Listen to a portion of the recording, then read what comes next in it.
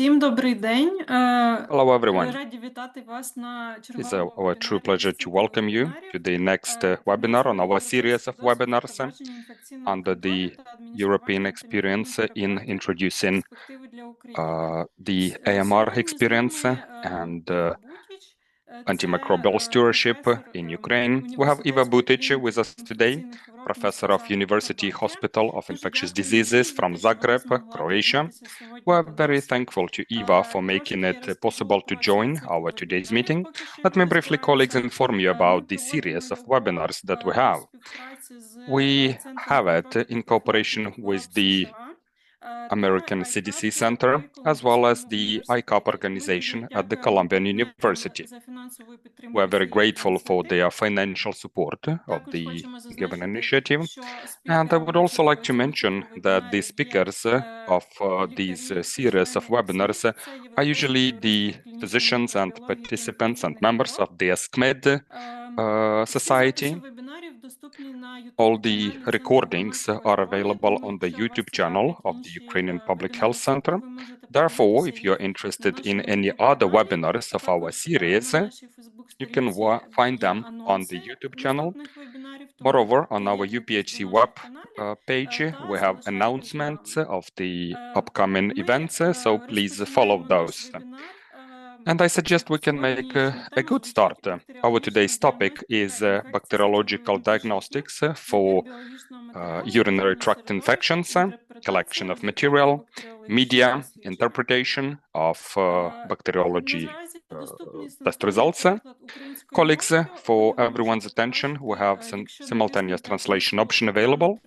You can use that if you go to a globe-shaped button below, or if you go to 3 dots, then more, and then interpretation, and then you can select appropriate channel for your convenience.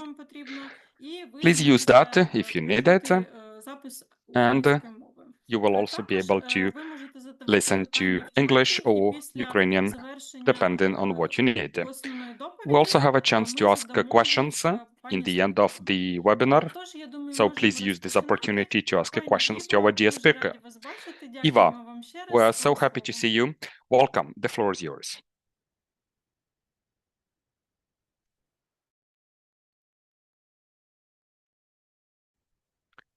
Eva, over to you, please. Okay, thank you. I heard Olga, so that is why I'm waiting. Dobry den from my side as well. I'm very happy to be part of this webinar again, and I hope that you find these webinars very useful. The topic of my talk today is urinary tract sampling, culture, media, and interpretation of the results. At first, you can assume that this is only for microbiologists, but this is really a topic that includes all colleagues, all medicine doctors who are working with the patient dealing with the urinary tract infection, because you will soon find out how pre-analytical phase of this analysis is very important. So these are my conflict of interest.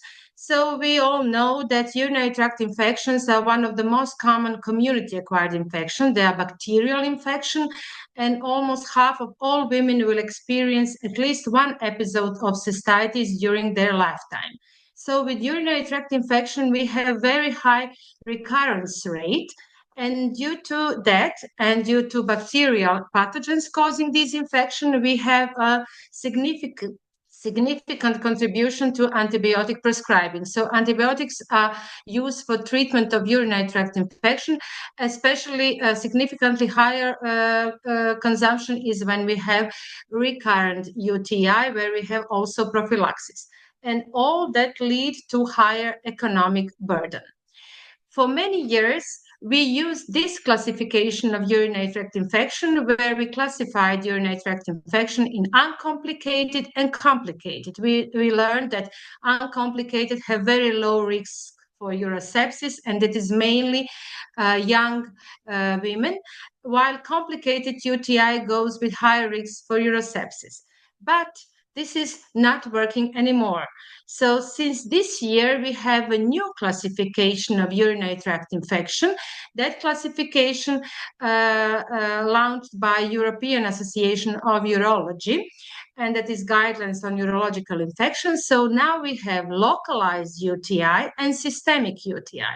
Localized, for example, cystitis, will appear with typical symptoms of urinary tract infection like frequency, urgency, suprapubic pain, while systemic UTI will have systemic involvement, meaning fever, chills.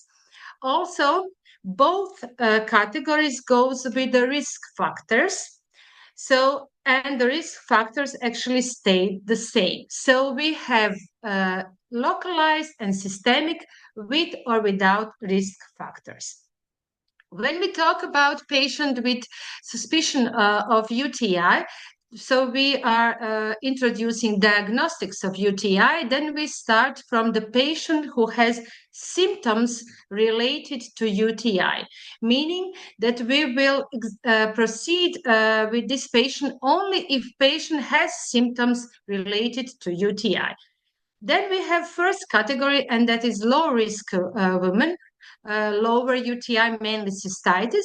In that patient, we will do no diagnostics, so we will give empirical treatment following guidelines. For all other patients, it is advised to proceed with diagnostics, mainly urine culture, with identification of pathogen and susceptibility testing.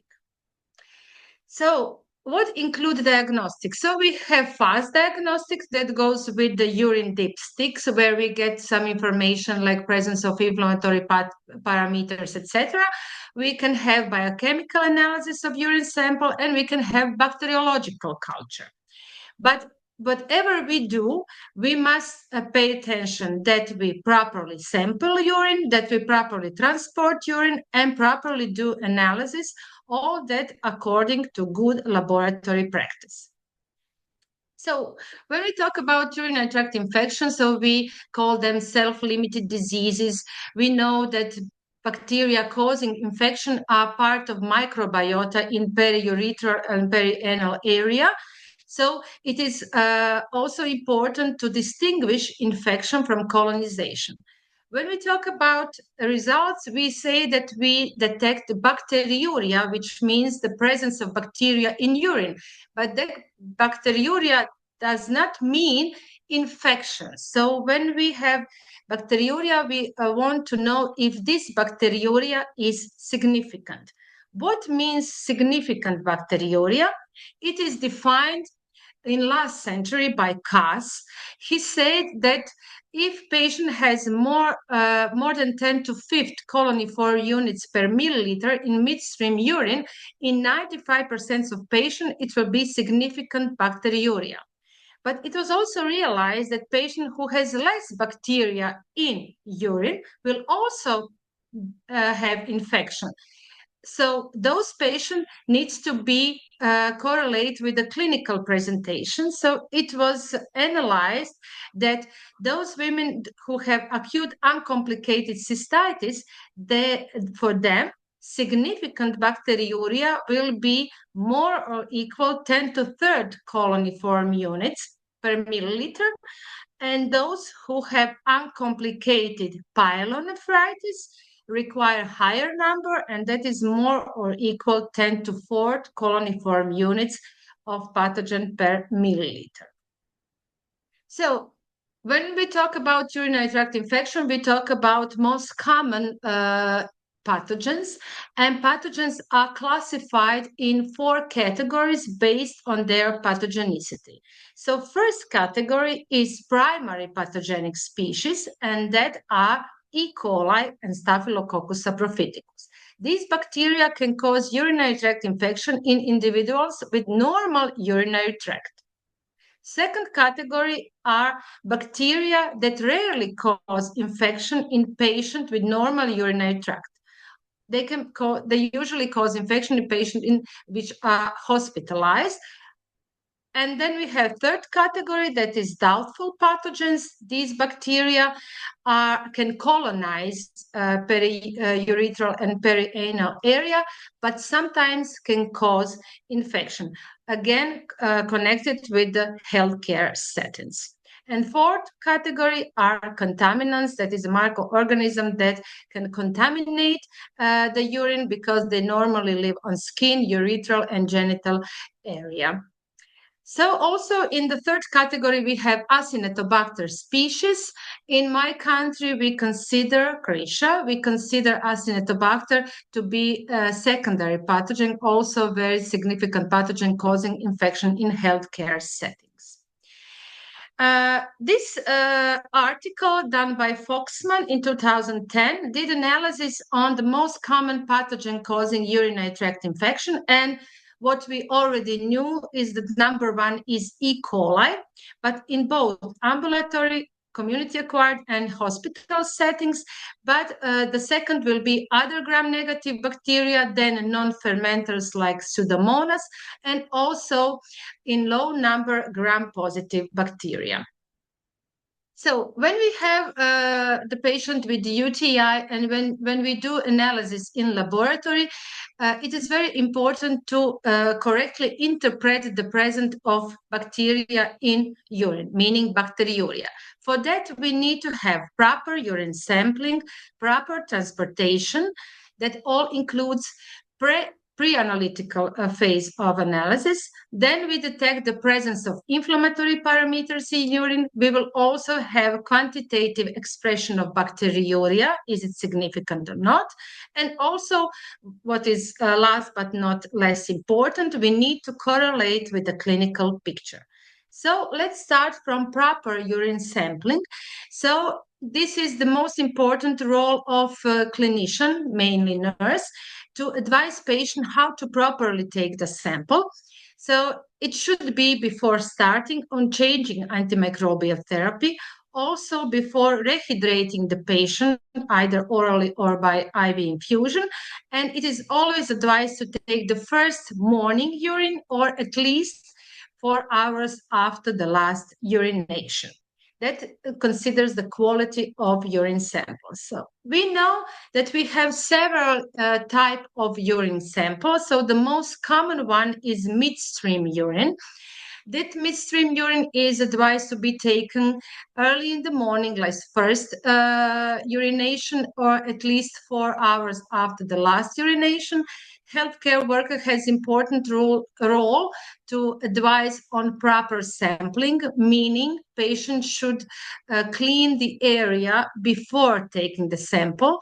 Also, first urine flow should be discarded, and then we need to take this second urine flow, 20 to 30 milliliters of urine.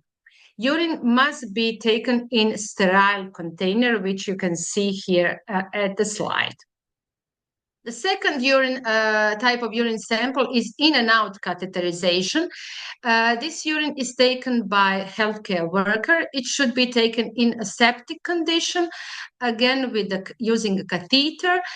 So area must be cleaned, and first flow of urine should be discarded, and then in sterile container, healthcare worker should collect 20 to 30 milliliters of urine. Third type of urine sample is catheter urine. With catheter urine, we must be very cautious because we know that catheter is foreign body and bacteria like to lean on foreign body, like to colonize foreign body. So we need to fulfill few criteria when sampling from patient who has urinary catheter at place. So first we need to collect from this defined port, catheter collection port. So urine should not be taken from collection bag. So it needs to be taken from the catheter previously disinfected. As I said, catheter are colonized. So if we have patient with clear symptoms of urinary tract infection, it is advised to remove the previous catheter, replace it with a new one, and then take sample from the newly placed catheter, because that one will not be colonized. So we will have urine of better quality. Also, when it comes to patient with a catheter, so we need to know what are the typical clinical signs or symptoms of catheter-associated UTI. So it will be mainly systemic symptoms, symptoms of systemic infection like fever, rigor, shivering, shaking, lethargy, back pain. What is not a good indicator is change in color or smell or presence of leukocytes, meaning pyuria, because catheter as a foreign body will irritate the mucosa, and we will always have presence of leukocytes in patients with urinary catheter. Also, tip of urinary catheter should not be sent to laboratory for analysis. Also, sample to talk about is suprapubic aspirate. That is sample that is rarely taken. I would like to mention it because that is a primary sterile sample, because it is taken directly from the bladder in a septic condition by healthcare worker. And this sample should be analyzed with caution because it is hard to repeat this sampling. So because it is very invasive procedure. Also, one additional sample that is common, mostly in children less than 2 years to 3 years, is urine collector bag. I must say that this is a low quality urine sample because it is usually colonized with bacteria from perianal and periurethral area. It is a single-use device, and before putting this urine collector, this area needs to be clean with the soap and water and then dry. The bag will be put at the place and for maximum 1 hour. If in that period child does not urinate, we need to replace the collector bag with the new one. After we collect the urine, collector bag needs to be put in sterile container and sent to laboratory. For kids, it is also advised to take clean catch urine, which is more like midstream urine, and try to avoid this urine collector bag.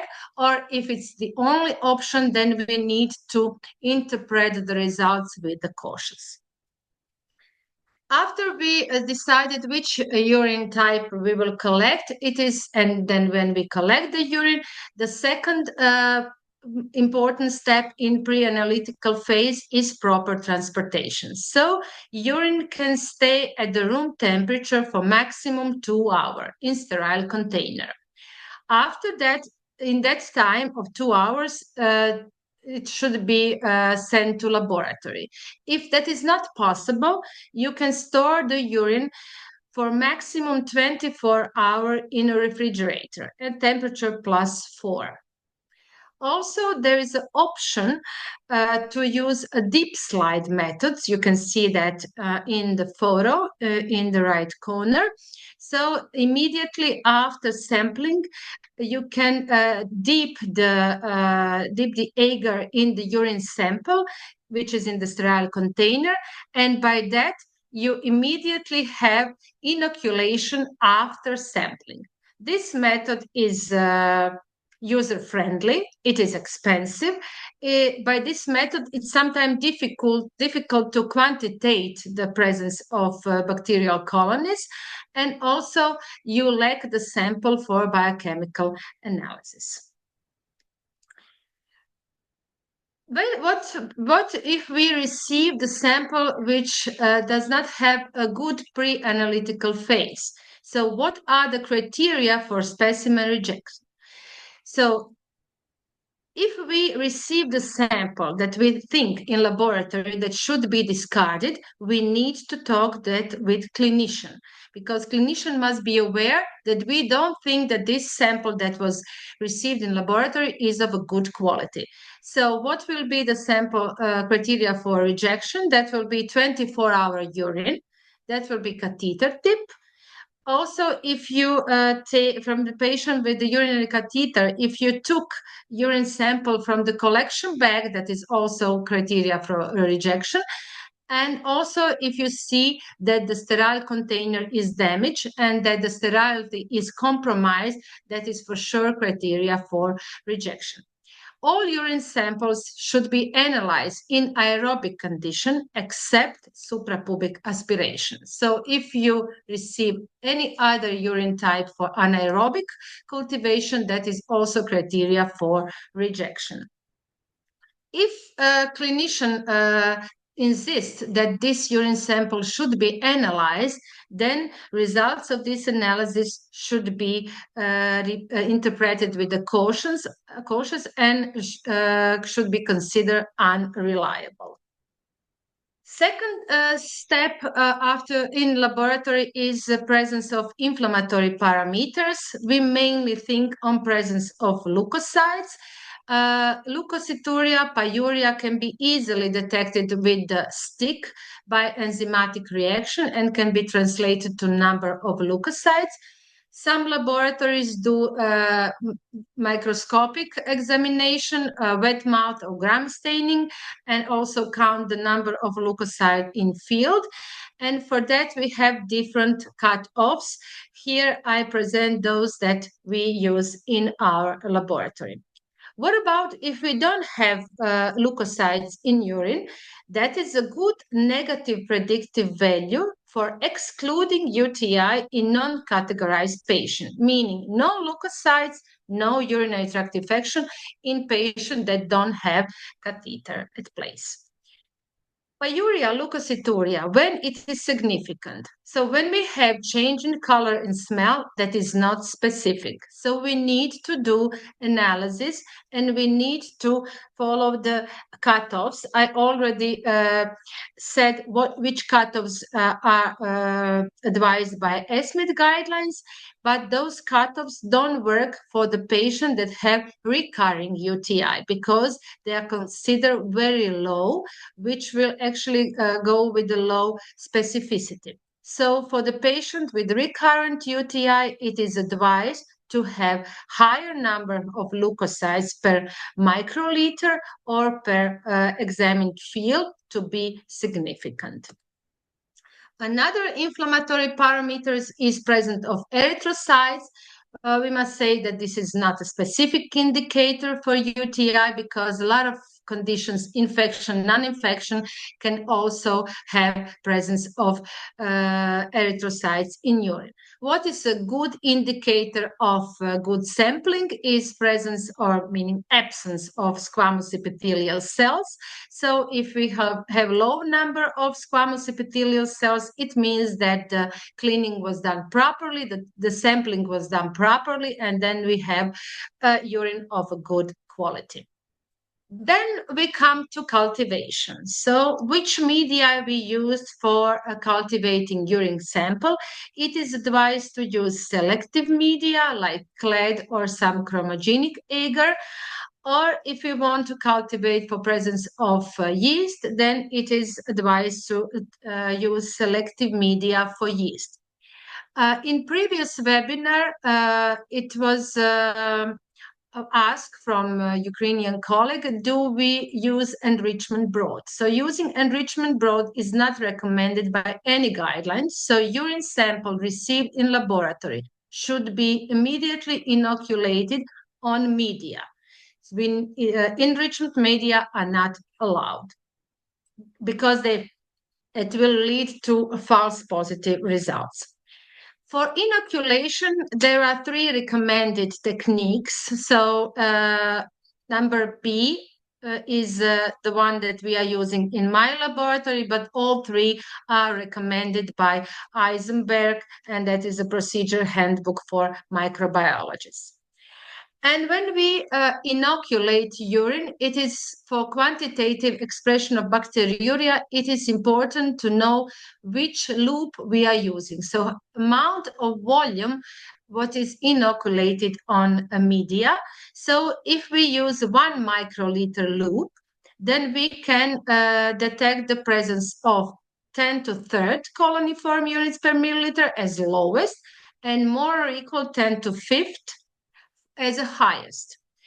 If we are using 10 microliters, then we will detect 10 to 2nd, and the highest number will be more or equal 10 to 4. So it is advised that to use a loop with a big volume when we expect lower number of bacteria present in the sample. But we will come to that later. So now we come to analysis of results, interpretation of the results. And for the interpretation of the microbiology results, it is important to have communication with clinical microbiologists and clinicians. So interpretation depends on type of urine sample, depends of gender. Also, is it community acquired or healthcare associated infection? Also, it is important to distinguish colonization from infection. It is good to know if this patient is already on empirical therapy, meaning if the urine is taken when patient already started antibiotic therapy. Clinical microbiologists can also suggest to repeat the urine sample if the one that was received in laboratory is not of a good quality. And when we finish the results of susceptibility testing, then clinical microbiology should suggest de-escalation based on susceptibility testing results. So for interpretation, meaning putting type of urine, category of pathogen and significant bacteriuria, we use ASMID guidelines. And now we will go through guidelines. First is midstream urine. Midstream urine, we inoculate with one microliter loop. And if we have a category 1 urinary tract pathogen, we can report up to 2 bacterial species, meaning E. coli, Staph saprophyticus, and significant bacteriuria will be 10 to 30. If we have the growth of second category of UTI pathogens, then it is important to know, is it male or female? In male patient, we will consider 10 to 30 as a significant bacteriuria, while women require higher number, 10 to 40. Also, if we have 2 bacterial species growing, then they both need to be present in a high number, more or equal 10 to 5. If we have third category, which is doubtful pathogen, then we can report only 1 bacterial species, meaning that one needs to be present in pure culture and in high number, more or equal 10 to 5. Then we have urine from in and out catheterization or cystoscopy. They have the same interpretation. You can see the difference here. This urine sample should be inoculated with a bigger loop, 10 microliter loop. We can report all 3 UTI category pathogens, and we can report maximum 2 bacterial species, and they can be present in a very low number, 10 to 2nd. Midstream urine and in and out catheterization are considering like the similar sample. So in this article, Hutton and authors analyzed significant bacteriuria in the same patient. They took a sample of midstream urine and in and out catheterization to see the percentage of contamination done by midstream urine sampling. As you can see here, E. coli and other gram-negative bacteria have very high percentage of significant bacteriuria, meaning only 8% of samples has contamination with E. coli and 12% with other gram-negative bacteria. But if you look for gram-positive, you see here that enterococci and strep B have very high percentage of contamination when the sample is midstream urine, meaning that enterococci and strep B very rarely cause UTI in premenopausal women with suspicion of cystitis. Then we have urine from indwelling catheter, that is urine from a catheterized patient. Again, we have low volume of inoculation, 1 microliter. all three categories can be reported in maximum of 3 species. So if you have urine sample from catheter growing more than 3 bacterial species, you can discard that and report contamination and repeat the sample. And significant bacteriuria is 10 to 4. So for a patient with a urine catheter, it is also, if you follow these guidelines, it is also said that routine urine culture should not be taken in asymptomatic patient, because for sure you will have bacteria growing because catheter is colonized with bacteria. Also repeating that presence of leukocytes is not indicator of infection in patient with catheter, and also presence or absence of different smell and color is also not a good indicator. And last is suprapubic aspiration. So it is a primary sterile sample. So we don't expect to have bacteria in bladder. So we need to inoculate high volume of urine, 100 microliters, and everything that grows is significant in very low number. So this 10 to first mean 1 colony, and we can report up to 2 bacterial species. And now I will say a few words on asymptomatic bacteriuria. The word says that we have presence of bacteria in urine without symptoms. And asymptomatic bacteriuria requires the presence of more equal 10 to 5 coloniform units per milliliters, and irrespective of presence of pyuria. To diagnose women with asymptomatic bacteriuria, we need to have 2 consecutive samples of urine, and for men, only 1. We must be aware that asymptomatic bacteriuria is common in different patient population and also present in different rate. So it can be present in 10% of pregnant women, and higher percentage are in elderly, especially those that are living in long-term care facilities like nursing homes, and especially those that have catheter or intermittent catheter use. So when we need to screen for asymptomatic bacteriuria and when we need to treat asymptomatic bacteriuria, if we follow IDSA guidelines, only healthy pregnant women and patients that will go on urological procedure. Some countries don't screen healthy pregnant women because they are also starting from symptoms of UTI, so they will not screen for asymptomatic bacteriuria. And last, what I would like to share with this audience is screening for the presence of antimicrobial activity in urine. That is done in my laboratory. Maybe it is done in other laboratories. I don't know, but it is a very good parameter to interpret the presence of bacteriuria. So with this very simple method, we actually detect the presence of antibiotic in urine. How we do that? So in the photo in the right corner, you can see Miller-Hinton agar. We inoculate Miller-Hinton agar with 80 cc strain of E. coli, and then we dip disc, filter agar disc, in urine sample of each patient and place on the agar. After 24 hours of incubation in aerobic condition, we actually detect the presence of antibiotic. So if there is a zone of inhibition around the disc, that means that E. coli did not grow because in that urine we detect the presence of antibiotic. But if we have growth up to the disc, it means that in urine we did not detect the presence of antibiotic.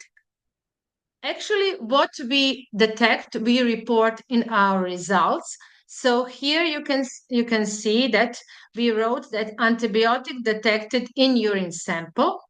we have this in and out catheterization urine sample from the patient. And as you can see, we have 2 bacteria isolated. So we have Enterococci in high number and Pseudomonas aeruginosa in low number. So maybe this Pseudomonas aeruginosa low number is due to presence of antibiotic that affects the growth of Pseudomonas. And last, what is important, how we report the results of urine culture. So negative results can be reported as sterile or urogenital microbiota. In positive results, you need to follow criteria. What is the type of sample? What is male or female? So it is important to follow the ESMID guidelines. So you can report for some sample, you can report only 1 bacteria. For some, you can report up to 3, but you need to see what is the significant bacteriuria for that urine sample type. Also, it is if you consider that urine sample is contaminated, then you need to advise that sample should be repeated. I mentioned, for example, catheter urine sample. If you have growth more than 3 bacteria species, then you need to report contamination and ask for a new sample. And I would like to finish with the new interpretation criteria for urine culture. Because I would like maybe to discuss on this. This new criteria we did not implement in our laboratory, and as far as I know, in other laboratories in Europe, where we have colleagues that work. This is a European urine analysis guideline from 2003.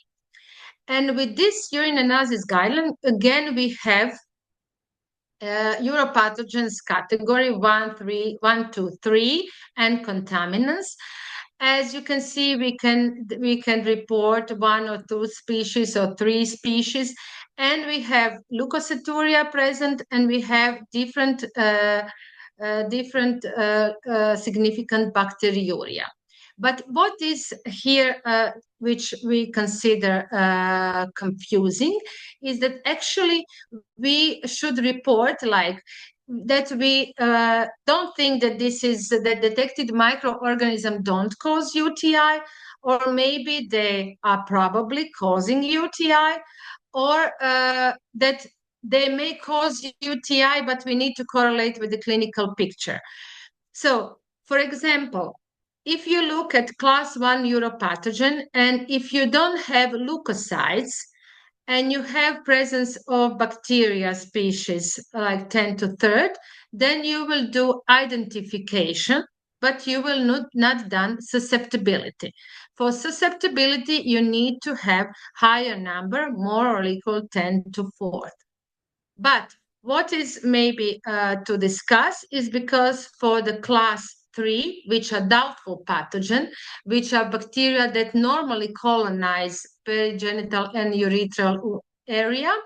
So these guidelines suggest if we have presence of leukocytes, then if there is one bacteria present in a small number, 10 to 3rd and 10 to 4th, we need to report with susceptibility testing. So this is something to discuss. At the time being, we are still using ESMID guidelines, but also ESMID now has a study group for UTI, and this study group is very active now. They are newly formed, and they decided to maybe go more into these guidelines, and we will see in the future will these guidelines be implemented or they will have some corrections. So to conclude, for urinary tract infection diagnostic, it is pre-analytical phase is very important. Proper urine sampling and transportation.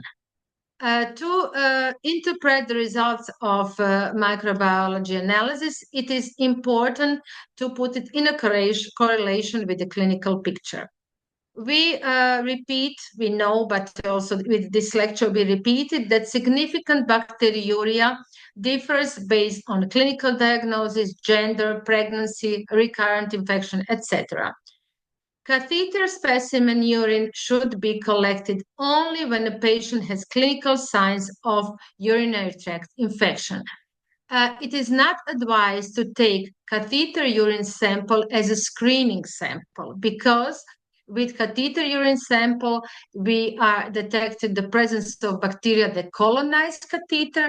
But if we suspect that patient has UTI and has catheter, then this old catheter should be replaced with the new one and take sample from the new one, which is not colonized. And the last one is that asymptomatic bacteriuria should be treated in healthy pregnant women and before urological surgery only, meaning that urine culture should be taken only in these two groups of patients if the patient does not have symptoms of UTI. Thank you for listening, and I am now open for the question.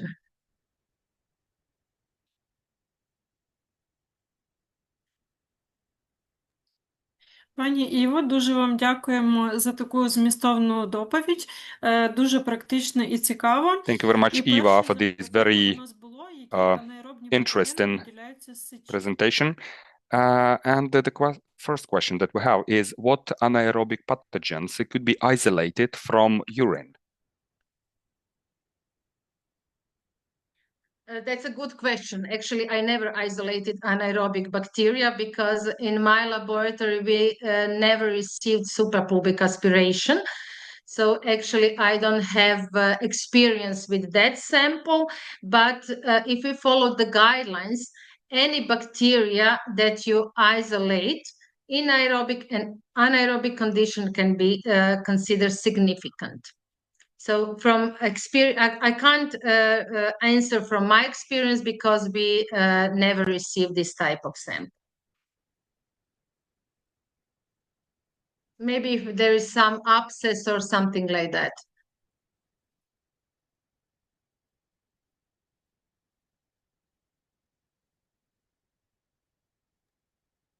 Дуже дякую за відповідь. Well, thank you very much for your answer. One more question. For what purpose do you perform the test for the availability of antibiotics in the urine? Do the physicians need it?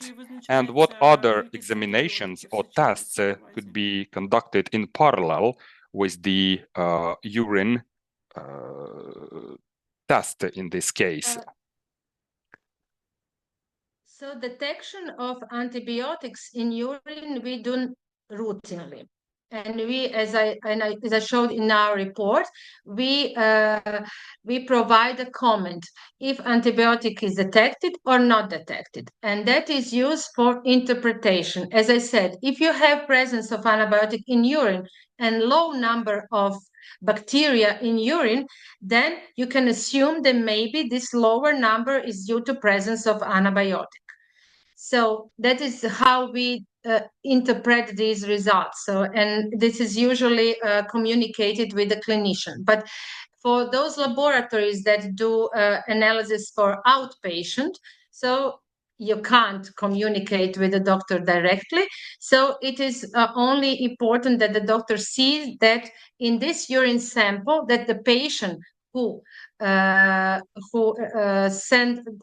the patient with this urine sample give this urine with antibiotic treatment, so that the patient already is on antibiotic therapy when giving the sample of urine.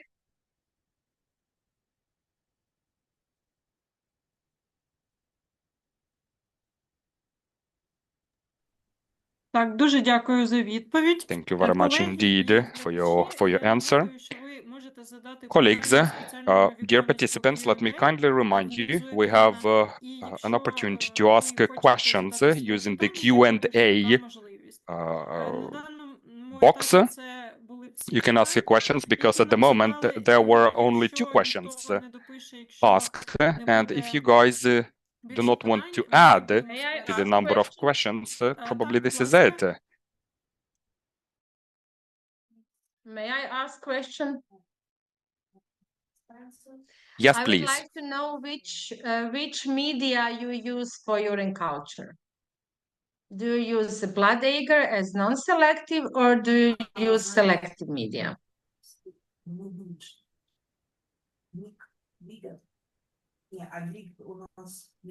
Колеги, напишіть, будь ласка, особливо, Colleagues, якщо є представники can I лабораторії, kindly ask you, напишіть especially if we або have в people чат, from the або lab, can you put down the виключити answer питання, to які Eva's середовища ви question? You can використовуєте. use the Я не questions and answers спеціаліст or тому не можу chat вам box for that. And відповідати Maria за says, це I питання. І от у personally нас do вже not є одна do відповідь, це the culture ендохром, такий testing. Blood червоний agar, агар. And okay, I can see someone blood says, agar. Yunusova says, endochrome and blood agar. Okay, higher media. Okay, so different blood agar and selective media, clad also. Actually, it is advised not to duplicate, so either blood agar or clad. So there is okay, endo agar. Okay, saburo for enterococci. Okay. So different agar, but as I mentioned, if you follow the guideline, it is sufficient to use selective media. With the blood agar, you know that you will have grow of different urogenital microbiota. So with selective media, you narrow more to through UTI pathogens. Так, пані Іво, ще одне питання з чату. Чи умовно Yes, Eva, there is one more question from the chat about conditional pathogen. If there are conditional pathogenic bacteria in urethra, is this normal? You mean like this third categories, or you mean third category like contaminants or doubtful pathogens? So I will say for both categories. So doubtful pathogens are like strep B, coagulase negative staphylococci. These bacteria sometimes can cause UTI, but then they need to be present in high number, more equal 10 to 5, and pure culture. So this is what you need to communicate with the clinician. With contaminants are contaminants, like Corynebacterium species will never cause UTI. So that's for sure. But and coagulase negative staphylococci, if you have in repeated urine, and if you have like maybe urine catheter, so this is these results really require communication with the clinician, because in a rare situation these bacteria can cause infection, because we know that strep B, 50% of women are colonized with strep B. So you need to have high number and symptoms to have these bacteria to be like significant and causing UTI.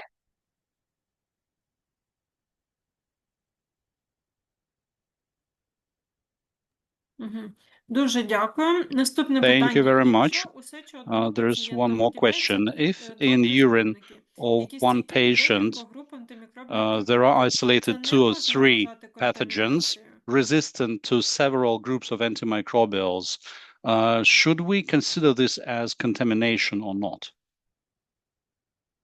Depends on the type of urine sample, because if you have 3 bacterial species in midstream urine, then it is a contamination. If you have 3 bacterial species in urine catheter, then you need to report all 3, but each one needs to be present in 10 to 4 coloniform units per milliliter. If you by any chance did susceptibility testing and find out that this bacteria is multi-drug resistant, but it is not present in significant number, what we do in our laboratory, then we report that this patient has multi-drug resistant bacteria in urine, but we don't report susceptibility testing because it is not advised to treat. So it is only for IPC measure.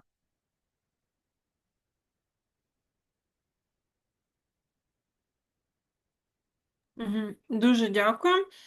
Ще запитання, які саме Thank you very much. селективні середовища There are використовуєте? also some questions. The first one is, what selective media do you use? We use Uriselect.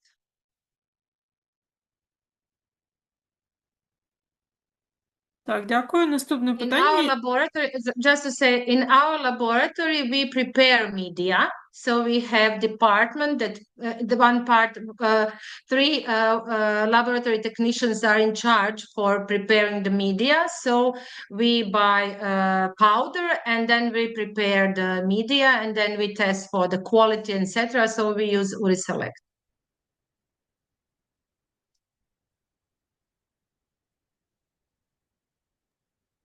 Так, дякую ще раз. Наступне питання. Як Thank у you вас once ведеться again. нагляд за The next катетеро-асоційованими інфекціями question сечових шляхів? is about your surveillance on catheter-associated infections of urinary tract.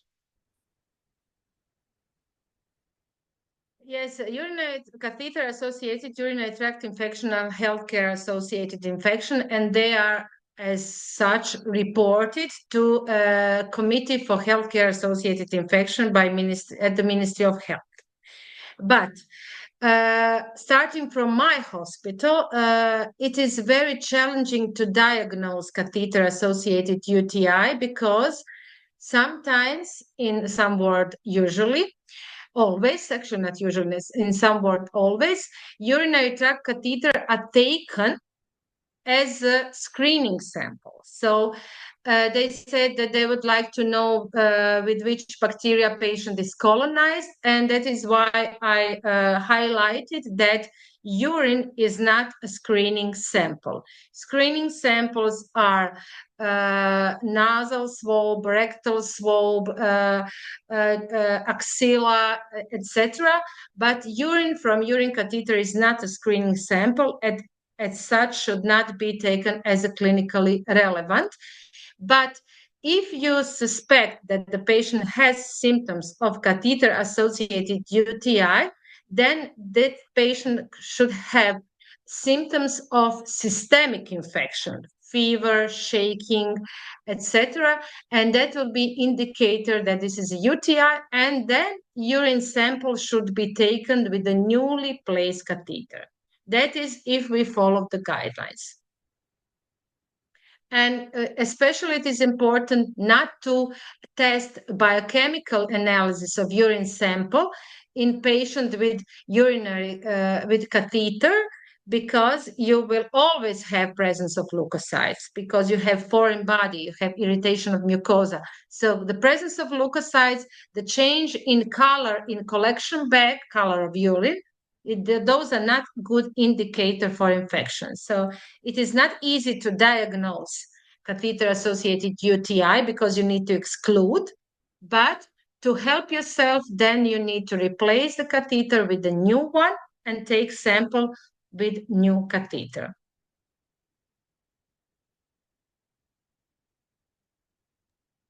Пані Іво, я від себе додам до цього запитання. Чи я правильно розумію, що у вас let me just clarify regarding this question. So, if I understand it correctly, that the clinicians are responsible for surveillance over catheter-associated UTIs. Is it right? No, in Croatia, each hospital has infection prevention control team. And infection prevention control team consists of clinical microbiology, healthcare-associated nurse, and some clinicians. In my hospital, it is ID. So actually, this infection should be reported to this local team. And local team will report to committee.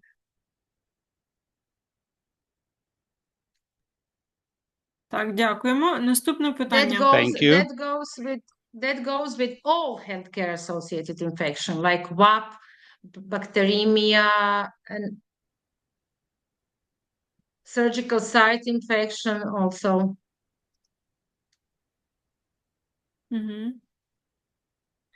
Так, дякую.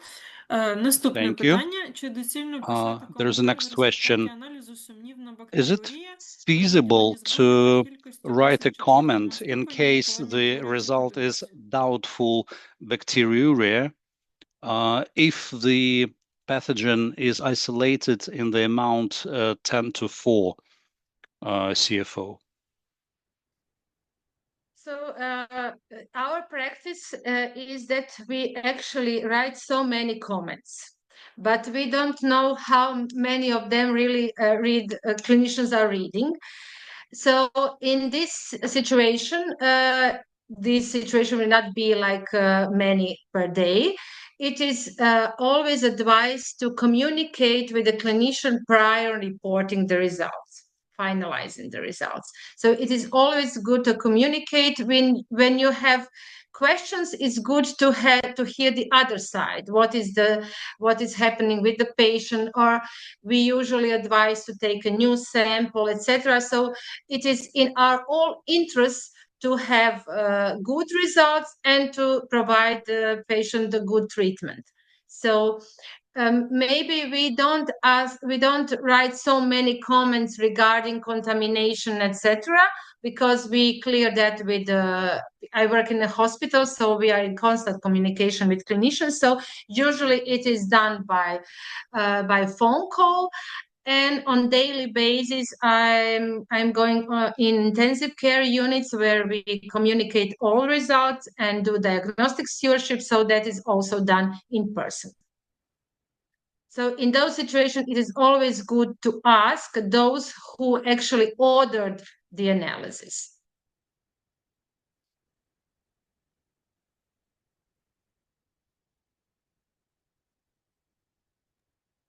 Так, дякуємо за відповідь.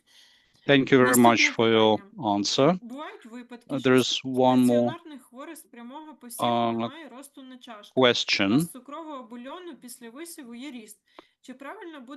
Are there any cases when hospitalized patients with direct inoculation, when they show no growth on Petri dishes, but sugar broth shows some growth after inoculation? And would the answer, the name of the microorganism isolated from the enrichment medium and the sensitivity determined be correct? I already said that in my presentation that enrichment broth should not be used in diagnosing UTI in microbiology laboratories. So, because when you have urine sample, this urine sample should be directly inoculated on media, no broth, because broth will result with the false positive results, because it will stay in incubator for 24 hours. So imagine how many bacteria will multiply in this broth. So it is not advised to leave urine more than 2 hours at room temperature to have increased number of bacteria. So after 2 hours, you need to put it in refrigerator. What will happen in refrigerator? Bacteria will stop multiplying. And if you put urine in enrichment broth and then in incubator, you will have festival of multiplying, and that will result with confusion, because in direct urine you will have lower number or no growth, and in enrichment broth you will for sure have some growth, because urine taken from like midstream urine catheter, in and out catheterization, that is not primary sterile sample, because we are aware that due to sampling, this urine is not sterile. It is compromised in a way with some bacteria in this area, periuretral or perianal area. Only primary sterile sample is suprapubic aspiration. So no guidelines recommend use of enrichment broth. Using of enrichment broth will lead to false positive results and a problem with interpretation, and at last it will lead to misuse of antibiotic, because when you report the results, some clinicians see your results and they will not treat the patient, they will treat the result, and that is wrong.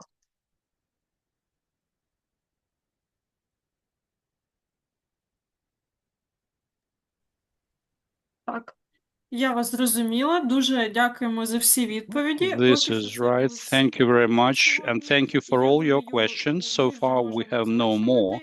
And I think we can conclude today's meeting. Thank you very much, Eva, once again. It was very meaningful discussion.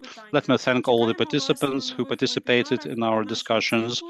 And looking forward to see you at our new webinars, which announcements you can find in our social media. Thank you very much once again, Eva, and have a nice day. I would like to thank all participants for the questions, because having so many questions mean that you listen to presentation and that you have problem in your routine work. So thank you again for questions. Thank you for listening. And I think that maybe my presentation and future presentation will help you in your future work. Good luck.